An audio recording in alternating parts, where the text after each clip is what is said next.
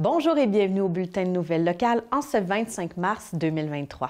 Saviez-vous que le 2 avril prochain, nous aurons la chance d'avoir à Dolbeau-Mistassini la compétition régionale de gymnastique? Rendez-vous au complexe sportif Desjardins entre 9h30 et 16h le samedi de la compétition afin d'encourager les gymnastes de chez nous. En plus, l'accès est gratuit. Nous nous sommes entretenus avec Sarah Gagné, la directrice générale de la troupe Madilutte, afin qu'elle nous parle de cette compétition. Donc, Madilutte, c'est un mot qui réunit deux entités. On a une troupe de danse ainsi qu'un club de gymnastique. Fait que les deux sont deux entités différentes, mais sous la même gestion, dans le fond. Fait que même les professeurs ou les dirigeants, on travaille là, sur les deux entités. Puis les deux ont des activités complètement diverses quand même. Là. Parce que la troupe de danse, avec la danse, on travaille pour un spectacle de danse qui arrive à la fin de l'année du mois d'avril. Puis une petite compétition, là, 6 danses qu'on fait là, au début juin. Puis du côté du club de gymnastique, bien là, on forme plus des gymnastes sur les appareils de gymnastique, en gymnastique artistique féminine. On a quelques garçons à travers tout ça, mais c'est surtout axé sur les filles. Puis on a un groupe de compétitifs. Puis cette année, le club Madilutte va recevoir, dans le fond, sa deuxième compétition régionale, le 2 avril prochain, au complexe sportif, là, dans nos locaux, là, où est-ce que Madilutte, on est établi maintenant. Donc, la compétition régionale va regrouper les 4 clubs actifs de la région. Donc, le club Saguenay qui se situe avec les clubs de Chicoutimi et de Jonquière. Après ça, le club Gymnasco d'Alma et le club Roby de Roberval. Donc, les 4 clubs là, seront présents pour la compétition régionale chez nous le 2 avril. On va commencer en avant-midi aux alentours de 9h30 avec les groupes régionales 2, régional 3 et dans l'après-midi avec les groupes régionales 4, 5 et 6. L'accès à nos estrades est gratuit toute la journée. Là, fait que si les gens veulent venir voir un peu là, à quoi ça peut ressembler là, la gymnastique régionale en région, là, bien, vous êtes invités à venir là, et c'est gratuit là, dans les estrades. Au total, durant la journée, il y aura 65 athlètes là, qui vont performer, dont 15 là, qui viennent de chez nous, de chez Madilutte. En gymnastique artistique féminine, on travaille dans le fond, il y a 4 appareils, le saut, les barres asymétriques, le sol ainsi que la poutre.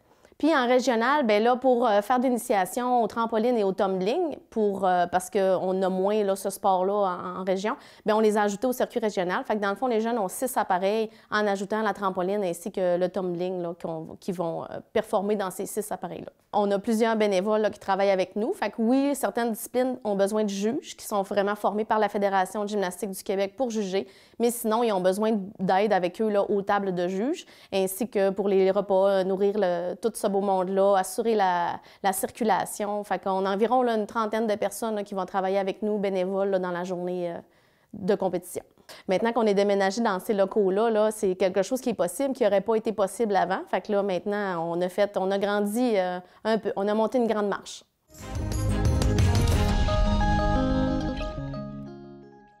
Tout feu, tout femme revient pour une 2e année afin de poursuivre sa mission qui est de mettre en valeur les femmes inspirantes de notre MRC.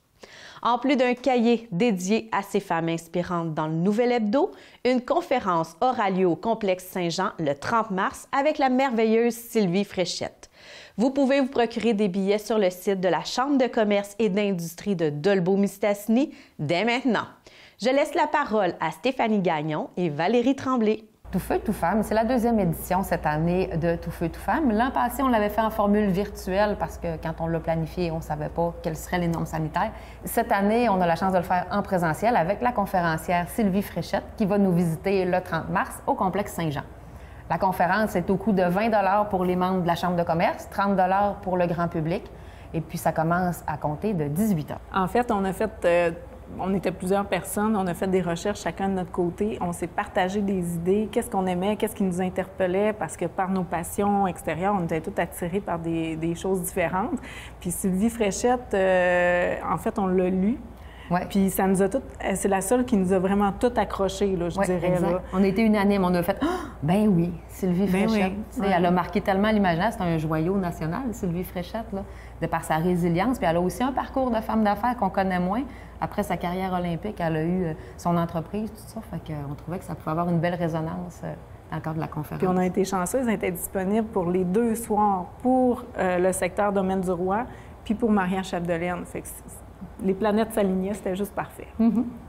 Tout feu, tout femme. C'est une initiative qu'on a lancée l'an passé pour mettre en lumière des femmes entrepreneurs ou intrapreneurs du milieu. Dans le Haut-du-Lac, il y en a beaucoup.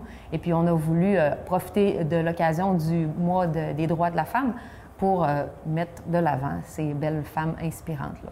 Puis cette année, on a décidé vraiment, là, parce qu'on a regardé les chefs d'entreprise, puis même si ce n'est pas des entrepreneurs, on a plusieurs beaux modèles de femmes inspirantes. Fait qu'on voulait vraiment les mettre de l'avant. Exact.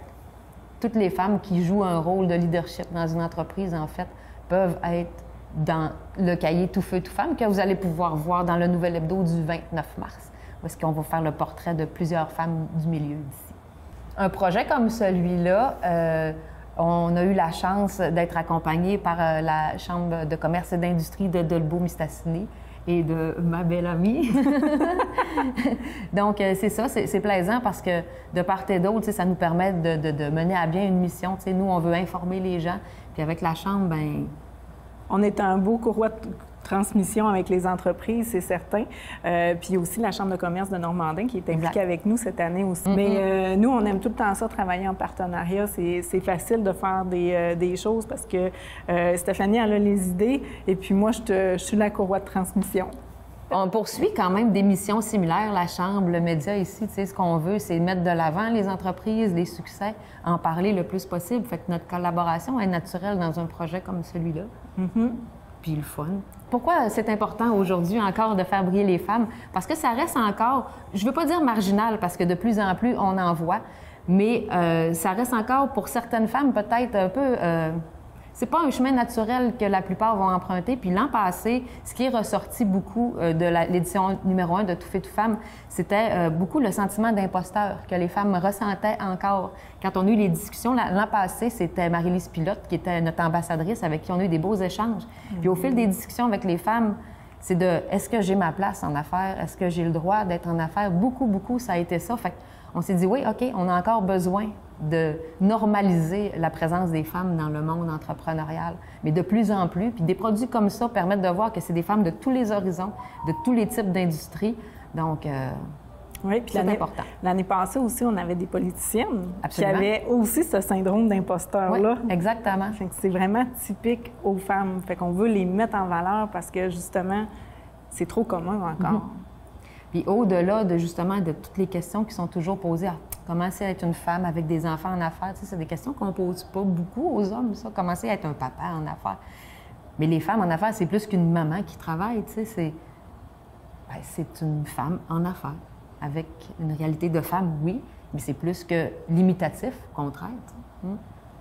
Si vous voulez participer, en fait, à l'événement à Tout feu, tout femme, le 30 mars, vous pouvez aller sur le site de la Chambre de commerce dans la section événements. Et puis, c'est super facile de réserver un ou plusieurs billets si vous voulez apporter votre équipe ou des amis. C'est sûr que les places sont limitées. Et puis, ça fait pas très longtemps qu'on vient de déployer l'événement, puis ça se vend comme des petits pains chauds. Donc, n'hésitez pas, dépêchez-vous d'acheter vos billets.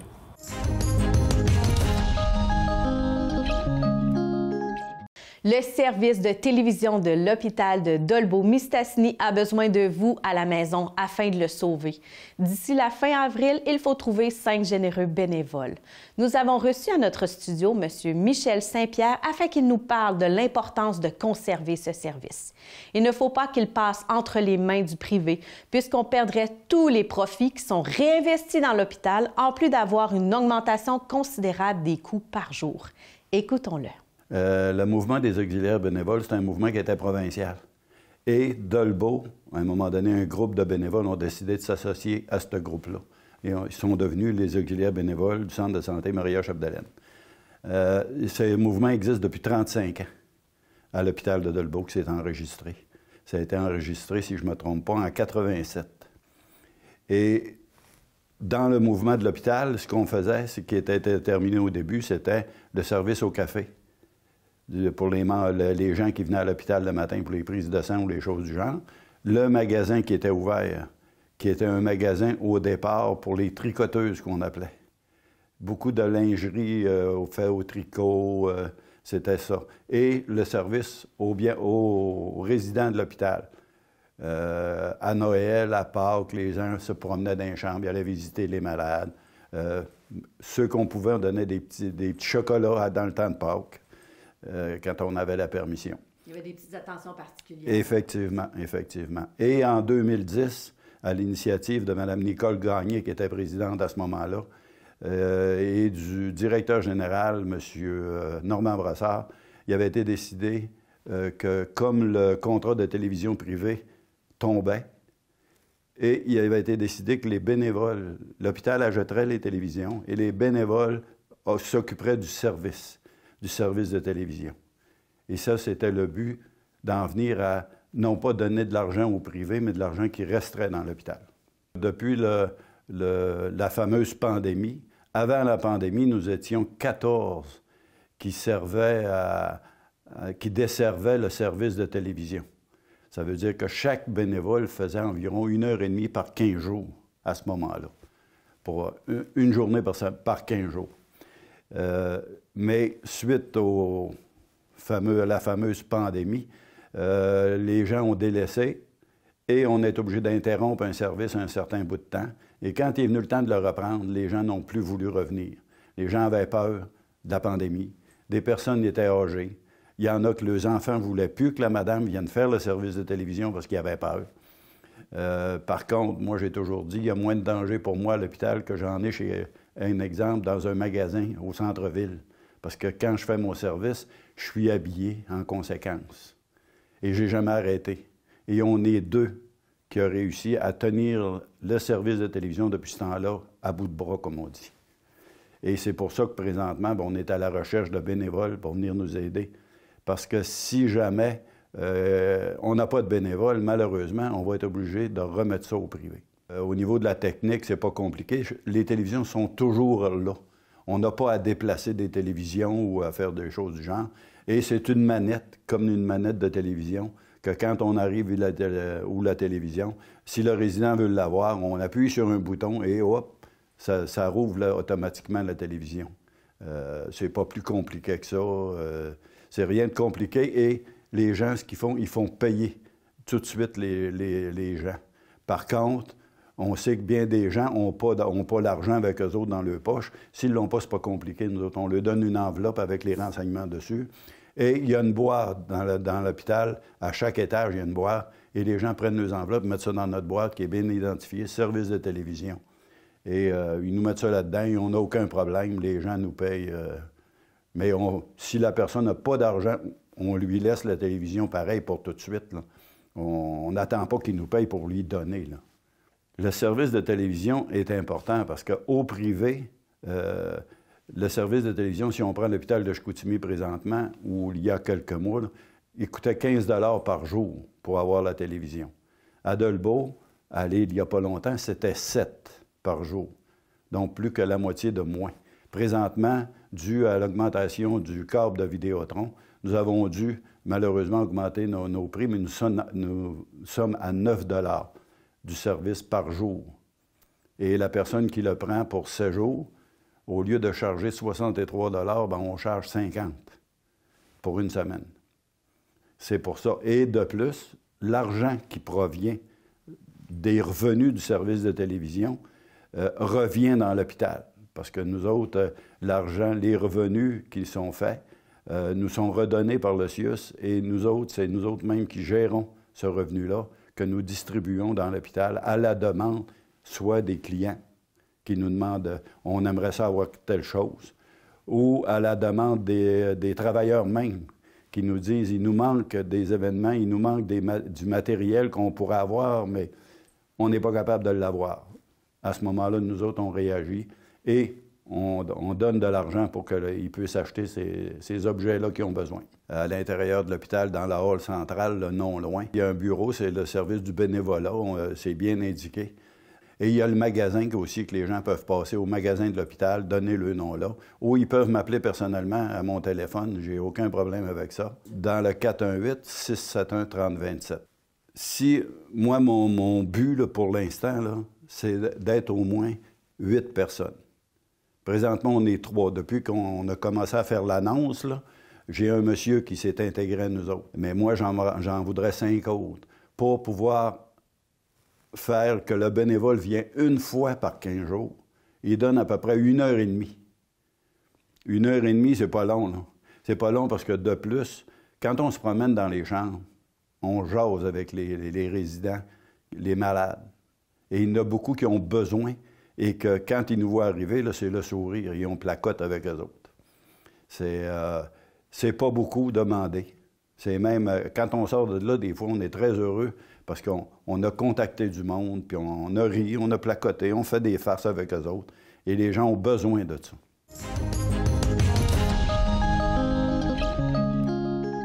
Grand retour pour le bol d'or d'improvisation les 5, 6, 7 mai prochains.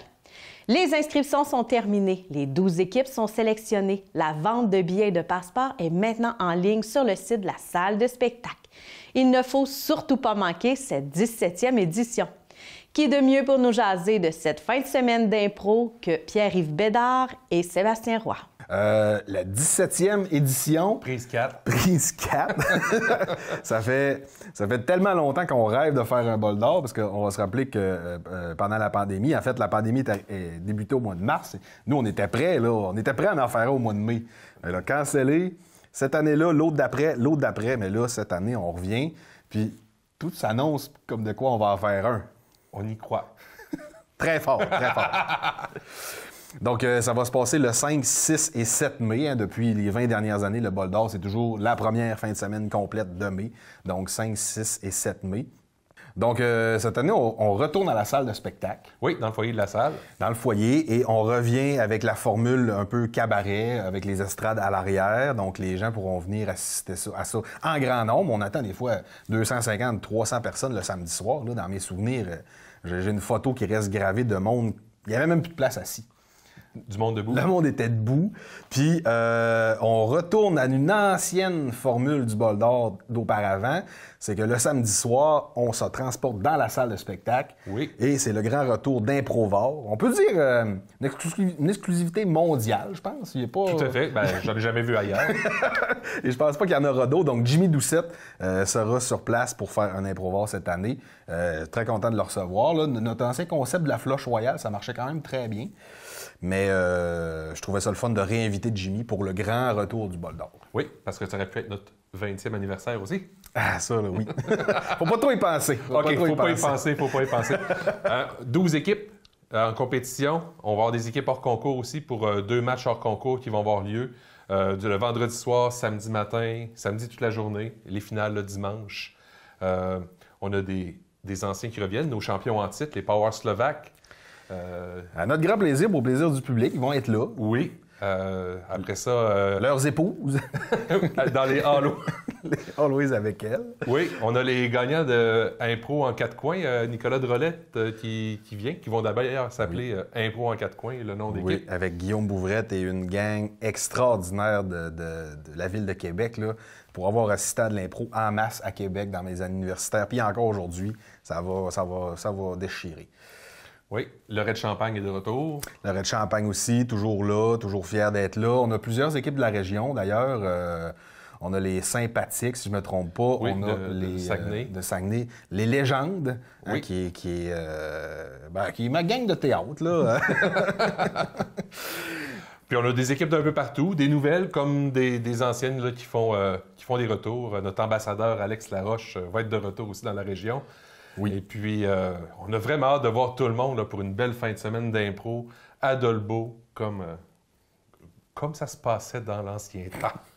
Oui, puis comme à chaque fois, on dirait que le bol d'or, on sait que c'est du calibre provincial, c'est du calibre semi-professionnel à professionnel. Donc, comme à chaque année, quand on a fait les inscriptions, on regarde les CV des gens, puis tu sais, il y a des anciens joueurs de la LNI, il y en a qui jouent encore dans la LNI, il y a des gros joueurs des Ligues de Montréal, des grosses Ligues de Québec. Donc, les gens se craignent des équipes pour venir remporter le fameux bol d'or, comme on dit. Oui, le trophée est là et prêt à être remis. On est d'ailleurs à la recherche de partenaires pour le bol d'or. Donc, les entreprises locales, gênez-vous pas, on va aller cogner chez vous. Sinon, vous pouvez nous appeler, du moins nous écrire. Ça va nous faire plaisir de vous compter parmi nos partenaires pour le bol d'or, qui a une belle visibilité parce qu'en plus d'un bel événement, on est télédiffusé grâce à la télé du Haut-du-Lac. Mm-hmm. Les 22 matchs sont télédiffusés à la grandeur du Québec. Et en plus, on a plein de vues sur YouTube pour nos matchs, là. Ça peut être très intéressant pour des partenaires. Puis peut-être un dernier petit point, là, les gens sont habitués, comme on en a parlé un peu en début, le premier match du vendredi et le premier match du samedi, c'est les matchs qu'on appelait juniors.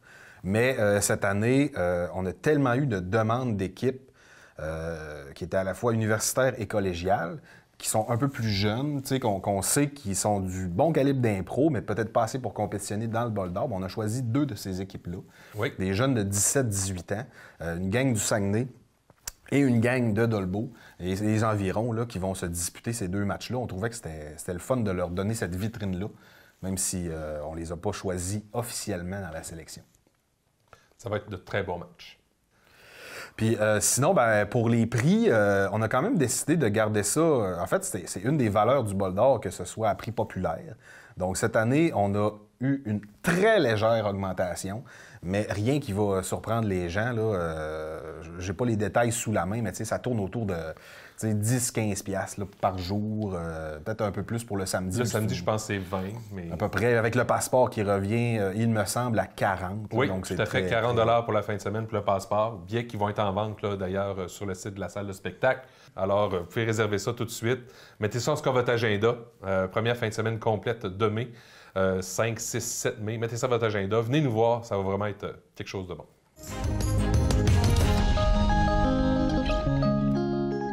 C'est dimanche dernier, soit le 19 mars, qu'a eu lieu le concert jeunesse à la salle de spectacle de Dolbeau-Mistassini. Le public a eu droit à une prestation tout à fait gratuite grâce à la musique du Régiment du Saguenay et les élèves de 4e et 5e secondaire de musique-études de la polyvalente de Normandin. Écoutons le reportage. Aujourd'hui, on a le bonheur de faire un spectacle conjointement avec le Régiment du Saguenay. C'est à la base une idée de Olivier Fontaine, un ancien du musique-études, un ancien enseignant du musique-études également, qui maintenant co-dirige le Régiment du Saguenay. Il nous a proposé ce projet-là et on a tout de suite sauté sur l'occasion. Ce genre de projet-là, ce qui est intéressant, c'est que ça donne un but à atteindre un objectif. Puis c'est le fun que ça soit tôt dans la saison parce que pour nous autres, ça fait en sorte qu'on se prépare pour nos concerts de fin d'année, on se prépare pour les concours, le concours de Festival des Harmonies de Sherbrooke. De casser la glace cet après-midi avec le Régiment du Saguenay, pour nous autres, c'est parfait. Puis en plus, c'est des musiciens d'expérience qui viennent se joindre à nous, donc c'est très formateur pour nos élèves. Bien, pour nous, c'est important de se faire connaître dans toute la région. On vient quand même rarement dans le Haut-du-Lac. Donc, c'est une belle opportunité. Puis c'est sûr que quand on joue avec des jeunes, ça attire les parents à venir, ça les fait connaître les jeunes. Puis il y a aussi un bout, leur montrer où est-ce qu'on peut se rendre avec la musique. Là, donc, on est une harmonie professionnelle, on est payé pour jouer de la musique. Fait que leur montrer que c'est possible dans la région d'être payé pour jouer de la musique. On a de toute façon quelques élèves présentement du musique-études qui sont membres du Régiment du Saguenay, ainsi que d'anciens élèves du musique-études de la polyvalente de Normandin, qui sont maintenant des musiciens professionnels dans le Régiment du Saguenay. Donc, ça allait de soi de collaborer ensemble. C'est une collaboration qui, de toute façon, existe depuis quand même quelques années. Alors, on peut s'attendre à un programme varié de plusieurs styles de musique et puis des pièces de quand même bon calibre. Puis avec la générale qu'on a eue, là, je peux vous garantir que ça sonnait très bien. On va commencer avec une partie avec le Régiment du Saguenay, dirigé par Capitaine Goyette. Oui. Ensuite, la polyvalente, dirigée par moi et Chantal, vont faire une partie. Puis ensuite, on termine le spectacle avec une partie commune où là, vraiment, on va en entendre pour son argent. Le spectacle est gratuit. Donc, c'est sûr que tout le monde va en avoir en masse pour leur argent. C'est rare d'entendre des ensembles aussi volumineux, là, des ensembles de cette ampleur-là. C'est rare là, qu'on se réunit. Entre 60 et 70 musiciens sur la scène, on ne voit pas ça à tous les jours. On est vraiment content. On va jouer devant une salle pratiquement pleine. Je n'ai pas les chiffres, les derniers chiffres, là, mais j'ai encore des jeunes qui viennent me voir et qui me disent « Ma mère, elle n'a pas de billets, vas-tu pouvoir rentrer quand même? » Il reste encore quelques billets, mais je pense qu'on va avoir une salle pas mal pleine, puis ça va être d'autant plus animant pour les musiciens.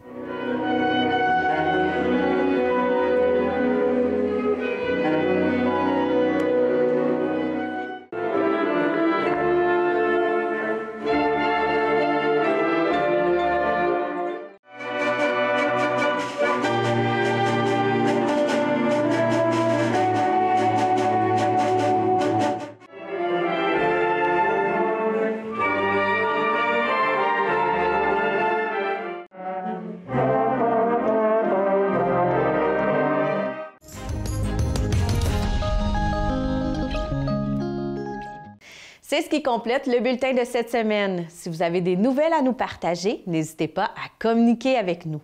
Pour plus d'informations locales, abonnez-vous et suivez-nous via notre page Facebook.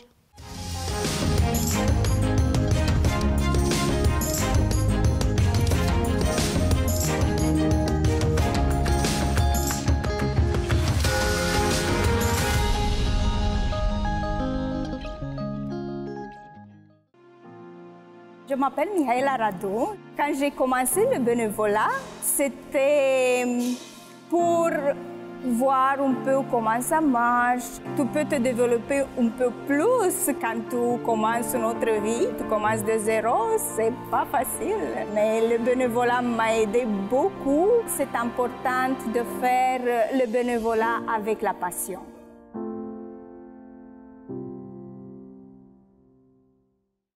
Les bénévoles sont partout. Nos activités sportives, de loisirs et de plein air sont rendues possibles grâce au travail de bénévoles.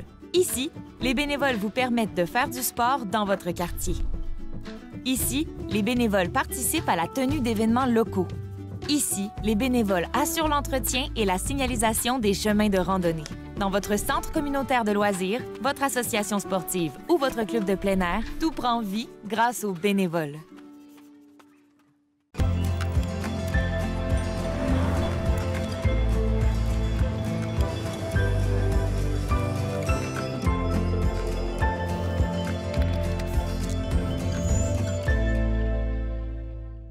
Bonjour, mon nom est Adèle Potvin, fille de Julie Trottier et François Potvin de la Bergerie du Nord. Encore une fois cette année, je vois la saison de la motoneige commencer et je vois ma mère s'inquiéter. Elle se demande s'il va y avoir des dommages sur nos terres ou pour nos animaux. C'est certain que si vous pouviez limiter la quantité de déchets que vous jetez sur nos terres, cela aiderait grandement à nos animaux. Et ça, toute notre famille l'apprécierait beaucoup. Bonne saison de la motoneige à tous et merci beaucoup pour votre respect.